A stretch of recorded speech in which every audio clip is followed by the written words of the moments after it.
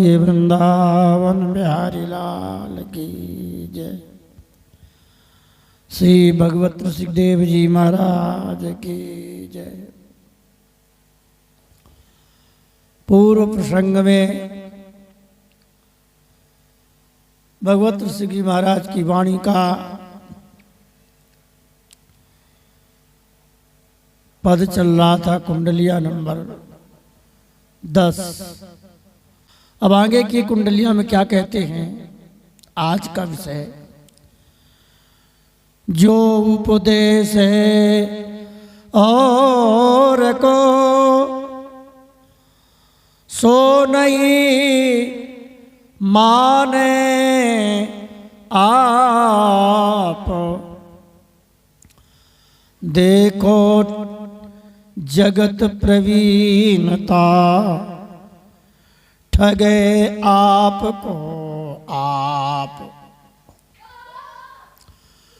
ठगे आपको आप, विषय स्वार्थ नहीं छूटे,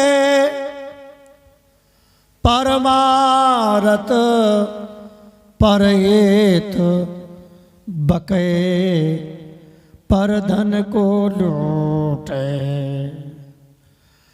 पंडित संत महंत गुसाई परमहंस जो,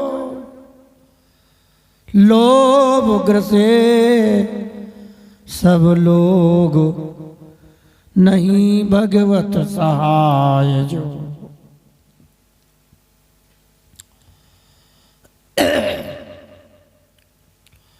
अब इसमें कह रहे हैं जो उपदेश है और को,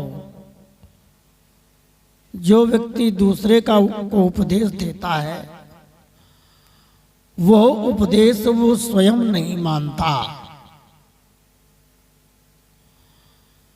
संसार में देखो, इस संसार में हर एक व्यक्ति की चतुराई देखो, देखो जगत प्रवीणता, ये संसार की प्रवीणता चतुराई देखो कि ठगे आपको आप, अपने आप स्वयं को ठग रहा है। उपदेश करके किसी के द्वारा किसी से भी धन आदि को हम लोग ग्रहण करते हैं और फिर विचार करते हैं हमने इसको ठग लिया। वस्तुतः ऐसा नहीं है। वास्तविकता तो यह है कि आप स्वयं अपने को ठग रहे हो। हम लोग अपने को स्वयं ठग रहे हैं। ठगे आपको आप, अपने आप को ठगते हैं। क्यों? कि विषयों के भोग करने का स्वार्थ छूटता नहीं है। जो विषयों में आसक्त है वास्तव में वही स्वयं ठगा हुआ है। तो ये विषय हम लोगों को ठग रहे हैं, भोग हमें ठग रहे हैं। ठगे आपको आप, विषय स्वार्थ नहीं छूटे, अपने आप को ठग रहे हैं। विषयों के भोगने का स्वार्थ नहीं छूट पा रहा है हम लोगों से। परमार्थ परहित, दूसरे का कल्याण करने के लिए, परहित परमार्थ की बातें करते हैं दूसरे के हित के लिए और बक रहे हैं। पर धन को लूटे और दूसरे के धन को लूट रहे हैं।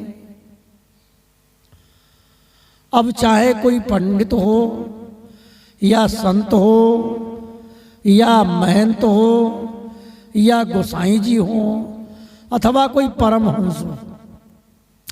अच्छा, परमहंस किसको कहते हैं?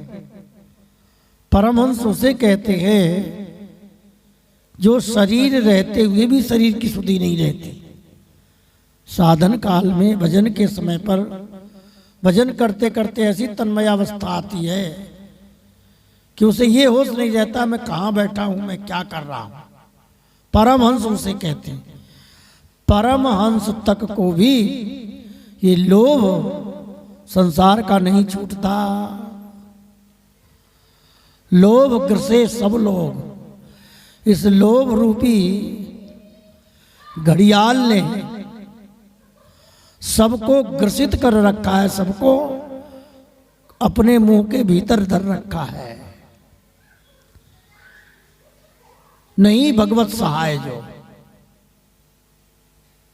जिसने भगवान को अपना आश्रय नहीं माना, ठाकुर जी ने जिसकी सहायता नहीं की, जो उनसे सहायता नहीं मांग रहा, वो सब भगवान का आश्रय न लेकर के लोभ का आश्रय लिया है, वो सब ठगे गए।